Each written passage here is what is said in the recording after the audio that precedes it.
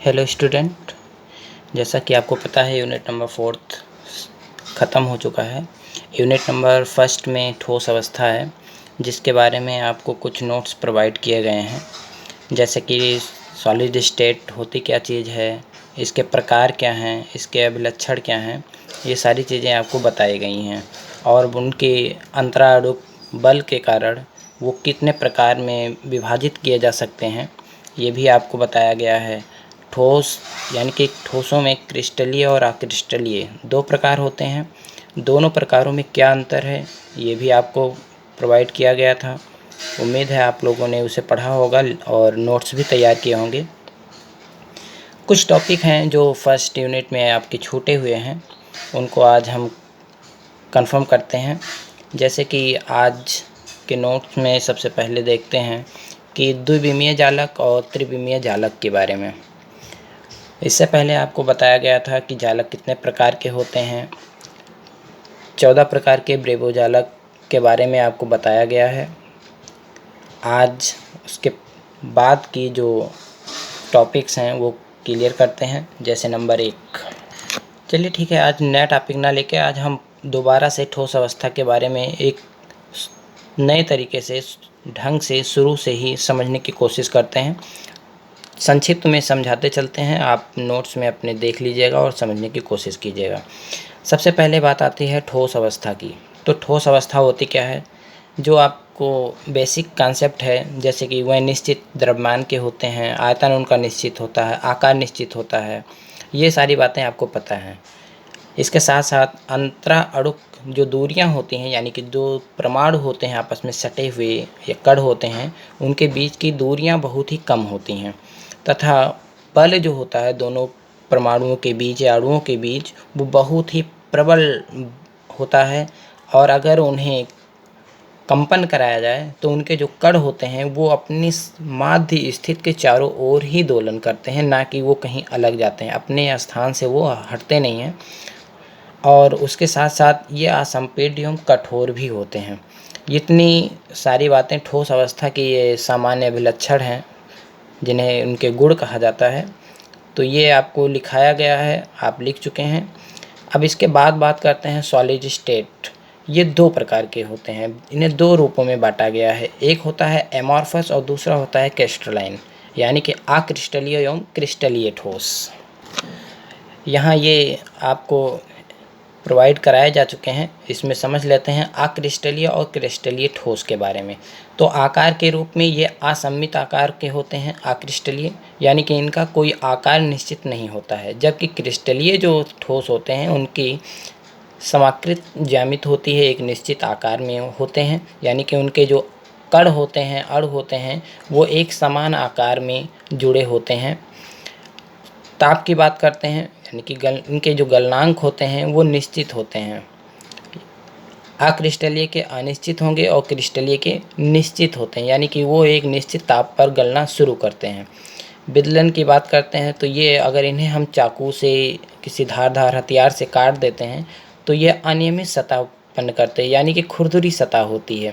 जबकि क्रिस्टलीय जो होते हैं वो नियमित सतह देते हैं, यानी कि एक चिकनी सतह देते हैं, स्पष्ट रूप से ये करते हैं और चिकनी सतह उत्पन्न करते हैं। समदैशिकता की बात करते हैं तो ये समदैशिक प्रकृति के होते हैं अक्रिस्टलीय जो भी ठोस होते हैं, जबकि क्रिस्टलीय जो ठोस होते हैं वो विषमदैशिक प्रकृति के होते हैं। अब समदैशिक प्रकृति और विषमदैशिक प्रकृति, यानी कि एक ओर से अगर उन्हें खींचा जाए तो उनके जो कण होंगे वो एक समान रेखा में मिलते जाएंगे, जबकि क्रिस्टलीय में ऐसा नहीं है। क्रिस्टलीय में अगर दो अलग अलग रेखाएं खींची गई तो उन पे कणों की जो स्थिति होगी वो अलग अलग होगी। बात करते हैं प्रकृति की। अक्रिस्टलीय जो होते हैं आभासी ठोस होते हैं। आभासी ठोस यानी कि एज भंगुर के रूप में मान सकते हैं। और अतिशीतित द्रव, जैसे कि कांच अतिशीतित द्रव है, तो ये जो होते हैं अक्रिस्टलीय होते हैं, जबकि क्रिस्टलीय में वास्तविक ठोस होते हैं। कणों की व्यवस्था क्रम देख लेते हैं। तो यहाँ पे अक्रिस्टलीय जो होते हैं लघु परासी व्यवस्था। लघु परासी व्यवस्था के मतलब इनके कुछ कण पास पास भी हो सकते हैं, कुछ अलग दूरी भी हो सकते हैं, लेकिन क्रिस्टलीय में जो होते हैं वो प्रत्येक कण एक दूसरे से समान दूरी पर रहते हैं, इसलिए इन्हें दीर्घपरासी व्यवस्था कहा जाता है। तो इस प्रकार से अक्रिस्टलीय और क्रिस्टलीय में ये अंतर है, इसको आप समझ लीजिएगा। नेक्स्ट टॉपिक बात करते हैं क्लासिफिकेशन ऑफ क्रिस्टलाइन सॉलिड, यानी कि क्रिस्टलीय ठोसों के वर्गीकरण के बारे में। क्रिस्टलीय ठोसों का जो वर्गीकरण किया गया है वो आंतराणविक बलों की प्रकृति के आधार पर किया गया है, यानी कि जो उनके कण होते हैं, अण होते हैं, जो आयन होते हैं वो परस्पर एक दूसरे से जुड़े होते हैं। उनमें एक आकर्षण बल होता है जो कि एक बंध के कारण होता है। उनके अंदर जो बल होता है उसके आधार पर इन्हें आणविक, आयनिक, धात्विक और सहसंयोजक यौगिक यानी कि सहसंयोजन ठोस में बांटा गया है। देख लेते हैं, चारों लिख लेते हैं। ये इनके 4 प्रकार: आणविक ठोस, आयनिक ठोस, धात्विक ठोस, सहसंयोजन ठोस, जिसे हम एक नाम और जानते हैं नेटवर्क ठोस के नाम से भी जानते हैं। सहसंयोजक ठोस को नेटवर्क ठोस के भी नाम से जाना जाता है। तो सबसे पहले बात करते हैं आणविक ठोस। आणविक ठोस होते क्या हैं?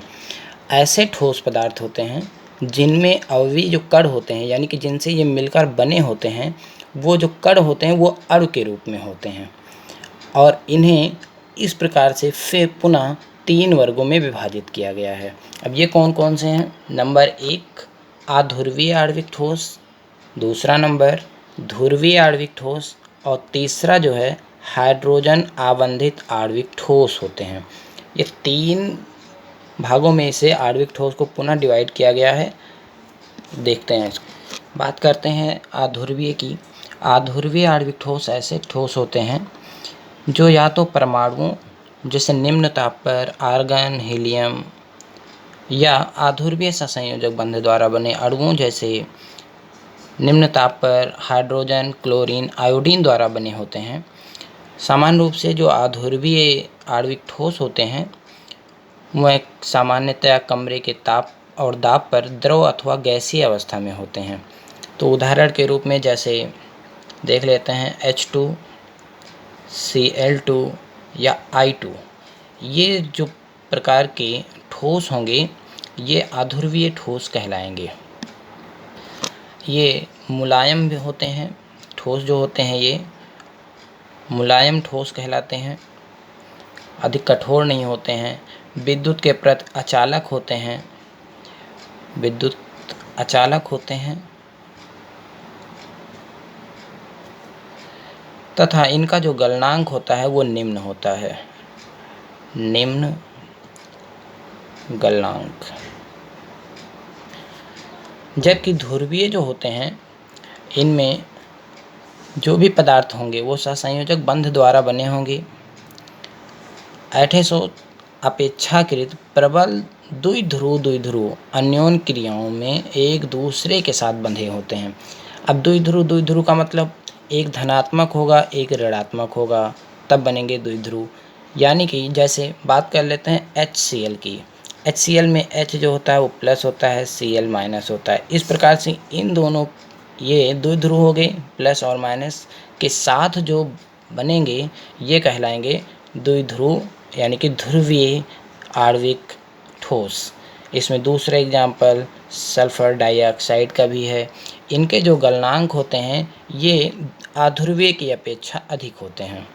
इनके जो गलनांक होंगे अध्रुवीय की अपेक्षा अधिक होते हैं तथा इनमें कमरे के ताप एवं दाब पर गैस अथवा द्रव अवस्था में पाए जाते हैं।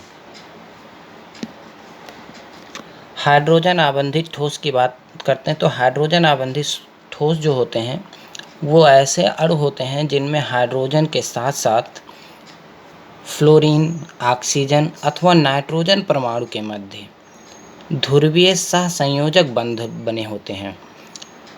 ऐसे जो अणु होंगे वो हाइड्रोजन आबंधित आणविक ठोस कहलाएंगे। ये विद्युत के अचालक होते हैं तथा कमरे के ताप पर एवं दाब पर ये वाष्पशील द्रव यानी कि ऐसे द्रव होते हैं जिनसे वाष्प निकलती रहे अथवा मुलायम ठोस होते हैं। इनके प्रकार में देख लेते हैं। जैसे ये मुलायम होते हैं तो ये कठोर होंगे, जैसे आप देखते हैं बर्फ़ जो होता है H2O, बर्फ़ का जो रूप होता है, बर्फ़ वो सॉलिड होता है यानी कि कठोर होता है तथा विद्युत अचालक होते हैं। साथ में इनका जो गलनांक होता है वो भी निम्न होता है और ये वाष्पशील द्रव के रूप में साधारण कमरे के साधारण ताप और दाब पर वाष्पशील द्रव के रूप में पाए जाएंगे अथवा मुलायम ठोस के रूप में पाए जाते हैं। नेक्स्ट वीडियो में हम आपको बताएंगे क्रिस्टलीय जालक और एकक कोष्ठिका के बारे में तथा उनके जो प्रकार होते हैं उनके बारे में बताया जाएगा। इतना आप समझ लीजिएगा और अच्छे से जिन्होंने नोट नहीं किया है, फेयर कॉपी नहीं तैयार की है, वो तैयार कर लेंगे। जिनकी तैयार है वो एक बार रिवीजन कर लेंगे।